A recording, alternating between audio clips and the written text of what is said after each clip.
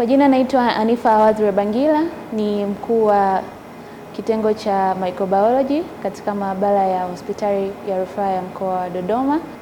Niko mbele yenu kuwaelezea kuhusu mashine mpya ya Microscan Walkaway ambayo ni teknolojia mpya iliyokuja kuonesha teknolojia katika upande wa microbiolojia.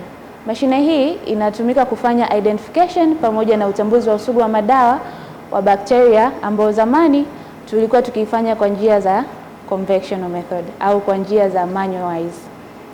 Mashine hii inatusaidia katika vipengele vingi, especially kufanya utambuzi wa bakteria kwa haraka zaidi pamoja na usugu wa madawa.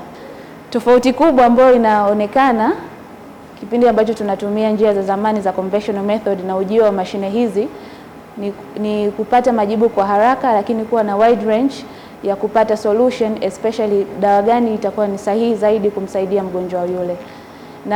Na majibu hayo yote yanatokea ndani ya masaa 24. Hii inaonyesha ni mageuzi makubwa sana katika upande wa microbiolojia, kwani mgonjwa anaweza kupata matibabu sahihi na kwa muda mchache zaidi. Tumeweza kupata mafanikio mengi kwa kutumia mashine hii, ikiwemo ni pamoja na kupata dawa ambazo zilishindwa kupatikana tukiwa tunafanya conventional method, lakini kwa kutumia hii mashine tumeweza kupata majibu ya dawa na yameonekana yakiwasaidia wagonjwa wengi katika kituo cha hospitali yetu. So hayo ni maendeleo makubwa sana, na tunashukuru sana serikali kupitia Wizara ya Afya na Mheshimiwa Rais Mama Samia Suluhu Hassan kwa kutuwezesha kupata mashine hizi, kwani tunaona matokeo na improvement katika sekta nzima ya afya. So naomba niwapitishe kidogo jinsi ya mashine yetu inavyofanya kazi ili tuweze kujua nini zaidi kinafanyika hapa. Jina la mashine kama nilivyotangulia kusema ni Microscan Walkaway, na hapa chini imeandikwa ni DXM 1040. Ina uwezo wa kuaccommodate sample 40 kwa muda mmoja.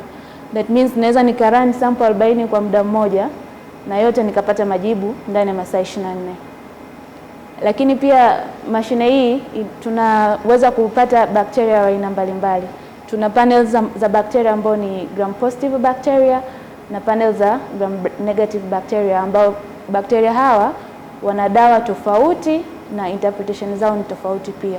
So kupitia mashine hii naweza nikafanya yote hayo na kupata solution ya mgonjwa. Hivyo basi, kama ilivyo kauli mbiu yetu Hospitali ya Dodoma RRH, huduma bora ni kipaumbele chetu. Sisi ni ndugu na rafiki namba moja wa mgonjwa.